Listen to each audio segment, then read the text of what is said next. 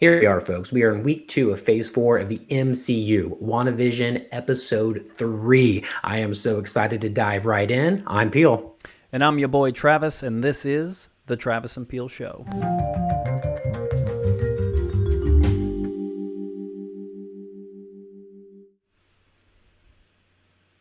All right, Travis, we waited a whole week for this. It finally came. I stayed up last night, 2 a.m. in the morning, my time central. You're a champion for that, my friend. You're a champion. It was, hey, the juice was worth the squeeze. This episode had so much in it. Of course, the first two, we had so many questions about everything going on. We didn't really get anything answered here. We did get some more questions, but damn, it was fun. It was a fun ride. So let's start off first. No spoilers. Once again, great episode. Out of the 3, this is probably my favorite. I think Mine too. we talked about it. This is probably definitely. So it was a great episode. Going in new decade. Here we are. We are now in the the 70s, a la Brady Bunch. I'll say that the opening was very similar to that. So I'm very happy to start talking about this, man. So what were your thoughts? Obviously, as you can tell, I was super excited, super happy, and glad that we have episode 3 in.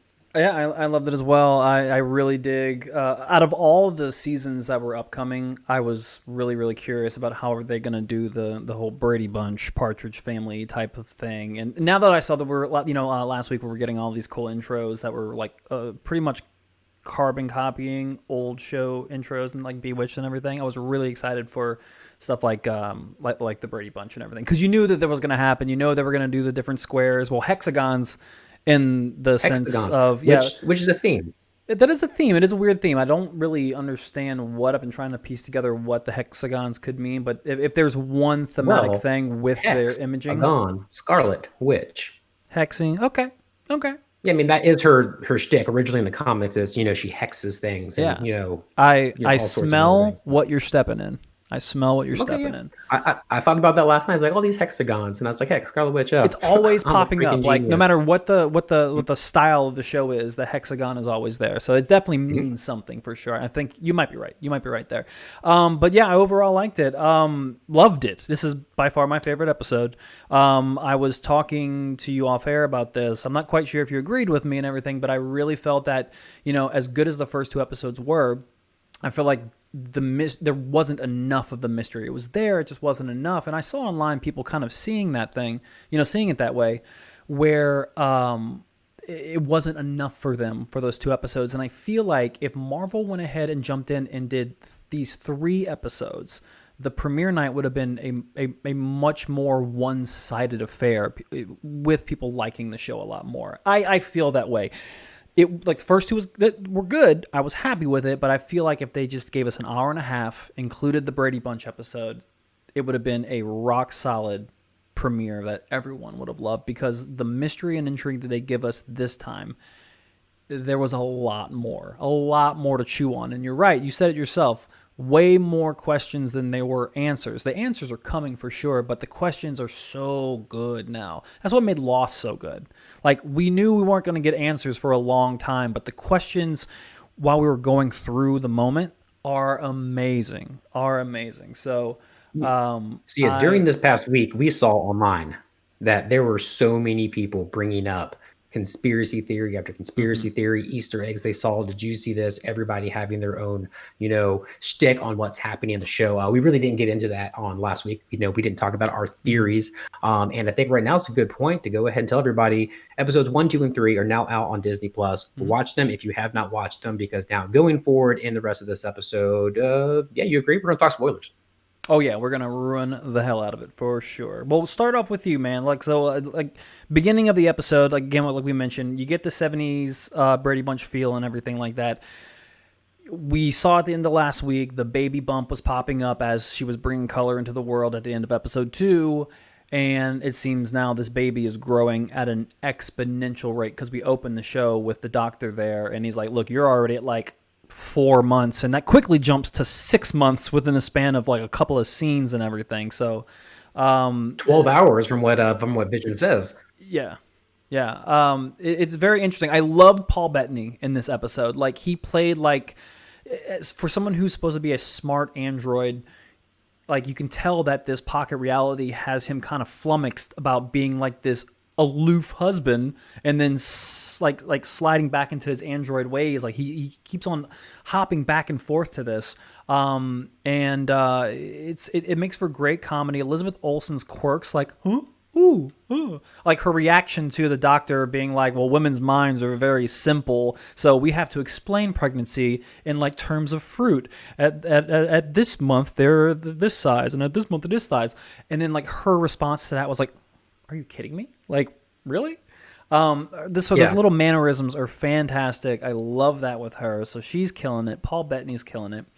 And then we get to about 10 minutes into the episode, we get into the first weird part of the episode. We get to the weird really, really quickly in this episode. You want to take a hold of that scene? Well, yeah, going back from the beginning. There were so many different things. Once again, we did mention the hexagon at the beginning of the episode. But yeah, there all these little things are kind of flowing through, and like you said, Paul Bettany, he's hitting every mark on each decade so far of what the atypical husband was in that type of sitcom and that type of life.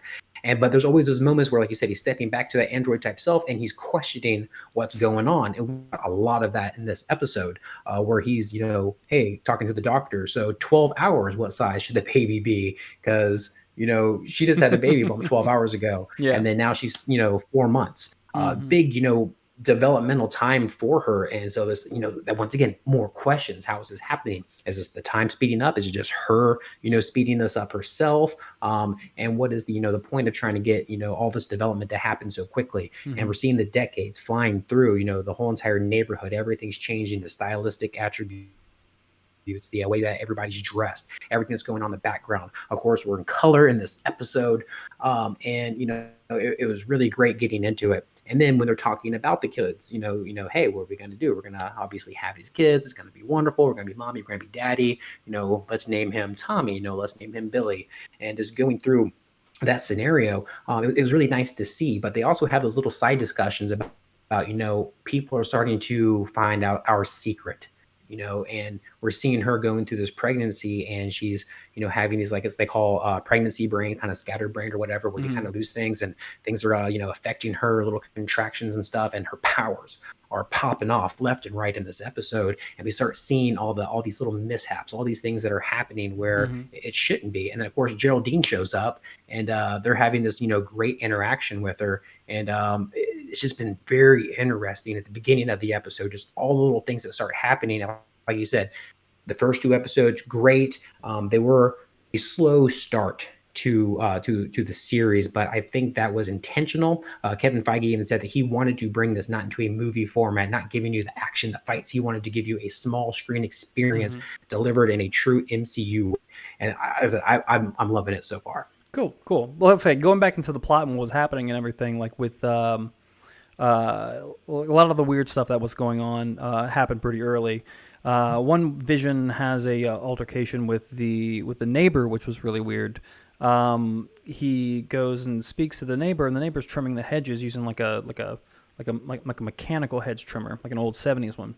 And then, but like as he's going through and trimming the hedges, he starts trimming down into the fence and like cutting into the fence about halfway and everything. And all this stuff is having much concrete earlier. Fence. A concrete fence, yeah. And it's definitely showcasing, and we talked about this off air, and we kind of agreed with each other that like it's seeing that so much is happening in this episode. A lot of the mystery is starting to like kind of creep through this pocket reality that Wanda's created for herself. It does definitely seem that was an allusion to like, hey, like I'm glitching out here, and I'm showing you as I'm glitching out. Things are starting to like, we're breaking through the fence. Like, the walls are starting to come down. Yeah. Because it seems like it's happening more naturally now. And, it's something that obviously Wanda doesn't want to happen because with the beekeeper, she rewinds time.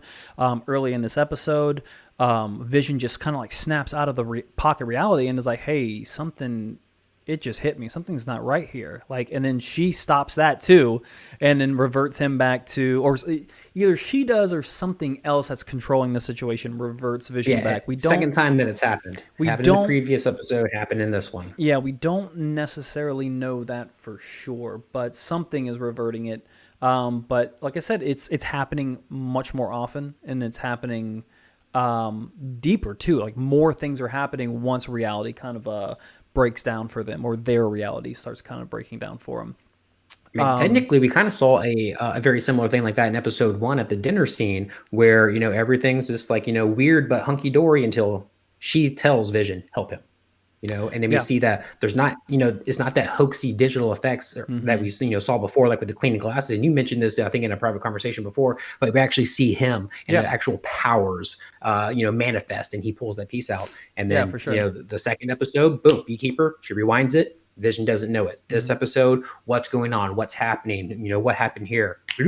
Rewinds it. We're in this together. I love you. Everything's fine. We're going to do everything. It's very weird about this manipulation that's going on, because Vision definitely seems like he's trying to question what's happening right now here in Westview, and something is amiss. Yeah. So later on, the arguably the biggest thing that happens in this episode is that she starts going into labor really, really quickly, and while it's happening, I love the whole like the stork scene.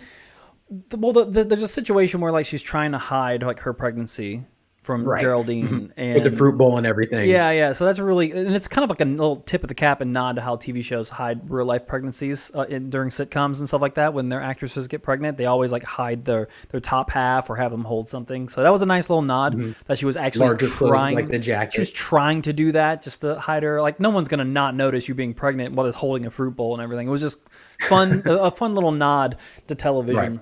For her to do that. But then when the pregnancy kicks off, like there's no hiding it. Like Geraldine's like, you're going to have to explain this later, but for right now, we need to have this baby. I thought that was not shocking that she was not freaking out about all of this stuff happening, because I think it's starting to be clear that she kind of knows the situation that she's in. She's trying to play a role because she knows that if she comes on too strong to Wanda, Wanda's going to flip the hell out. So she's definitely playing this role like she was in episode 2 and playing the role like she was coming into this episode. But she became Monica Rambeau pretty quickly, especially after the twins come out, because Wanda herself starts to drift out of her pocket reality and into her, like, because she mentions I was a twin. I thought that was a really, really great nod to Age of Ultron and Quicksilver and everything, because she immediately starts to get emotional about Pietro. Her old like dialect comes back, like the way she used to talk kind of comes out when she says Pietro. Yeah, she starts singing the Sokovian song. Yeah, she starts singing Sokovian music and everything like that. So like she's starting to come back, like her own reality is starting to come back. Even though we know Geraldine's she doesn't want sitting there too, and you see her kind of phasing out too as she's talking. She's full blown Monica. She's singing this melody. Yeah, she's full blown Monica at that point. I don't know. I think there's something weird with her, because even in episode 2, I don't know if you noticed, when she first meets Wanda, she's like, "Hi, I'm Wanda," and she kind of freezes and she thinks about who she is. She's like, "I'm Geraldine," hi. Like she was kind of confused about where she was. It seemed to me, at least in that part of it. But yeah, definitely at the point when, the kids come out and everything, she's singing the song. That's when she gets that remembrance, and she says to her, she's like, "Your brother was killed by Ultron." And then of course this causes, one of the, the weirder points in the show where Wanda turns around, looks at her. "What did you say? What did you say?" And so you're like, "Oh crap." And then she starts backing up. She notices the sword medallion. Of course, we've been seeing this everywhere, and Wanda even alludes to it. What is that symbol? What is that symbol? Because she saw it on the helicopter, the stark colored helicopter in the other scene. So yeah, there's a lot of little things that are coming out here. And then of course, that's at the moment when Vision's outside. He's talking to the neighbor, and Catherine Hahn's back, and they're having finally a conversation. The MVP gets 2 minutes in this episode. Finally, no, she's so go ahead. She comes in and she's having a conversation with the neighbor, being very secretive. Vision walks over and hey guys, what's going on? And they're like, "Hey, where's Geraldine at?" they're questioning, like this little private meeting, and then asking where Geraldine is at, and they kind of get envisioned, hey, you shouldn't trust her. She's shady. She doesn't have a home. She's not from here. And then his neighbor just kind of goes in this trance, and he's like, we're all, and then Vision's asking him, we're all what? We're all what? What are we? What's going on? That's she shuts it down. Yeah.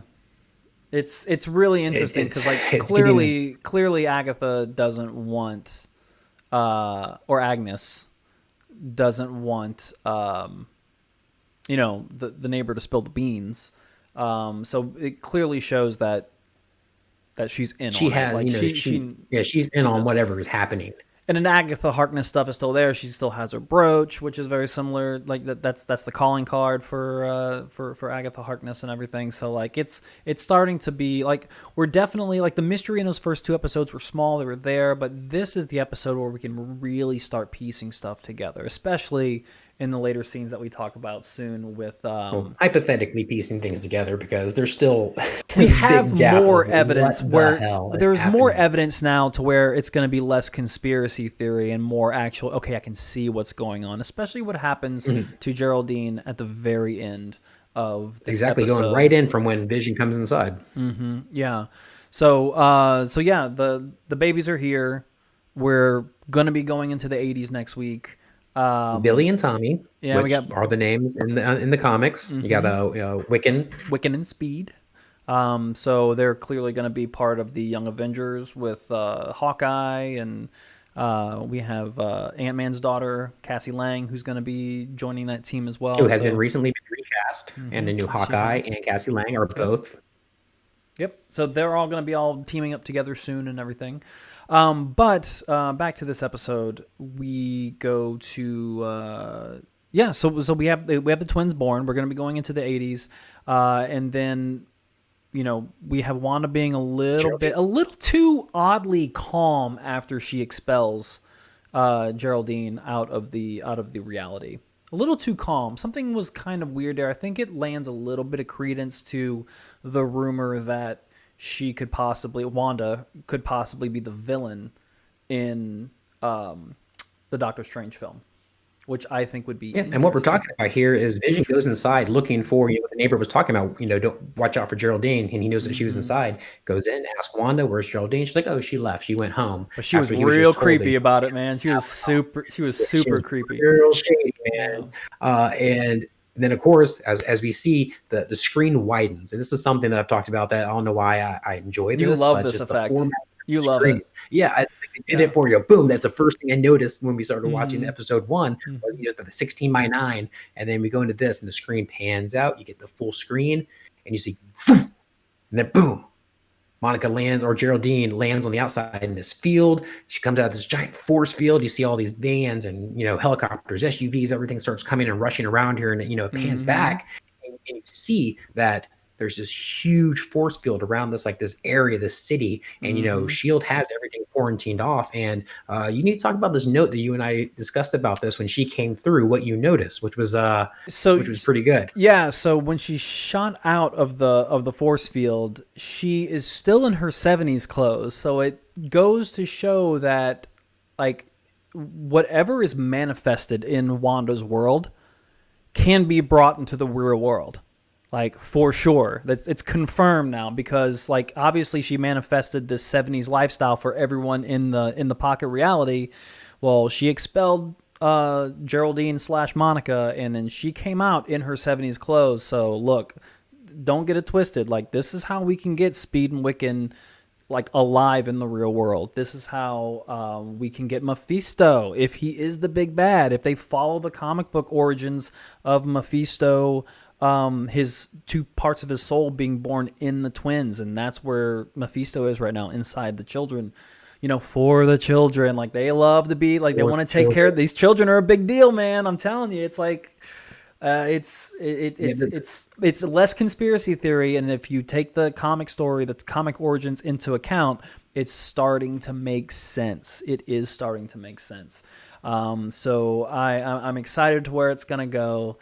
I can't wait to see what episode 4 is going to go, because it's clearly, as every episode comes to fruition, the mystery is they're giving us more. there's higher volume of mystery being either more questions or some pseudo answers popping in and everything. So if that pace continues, episode 4 is going to be really, really big. Really big. So, yeah, it's still up for debate. What is happening in WandaVision? What's going on in Westview? And how much of this is all Wanda's control? Who else might be influencing her? Or who else is over this whole entire thing that's happening? We don't know. But you know what? We're going to be here every week, and we're going to talk about every episode. I am so looking forward to next week. I already can't wait. And I mean, and we have this all year long. Once again, you're going to get content every week, and it's going to be so beautiful. So yeah, stick with us. We're going to be keeping this content going throughout the whole entire year. I hope you're enjoying it. So then Jesus says, "That's my donkey." That's really good. Oh, hey, didn't see you there. Hey, if you liked the episode, please make sure like, subscribe, share. Tell us what you thought. Do all those things now.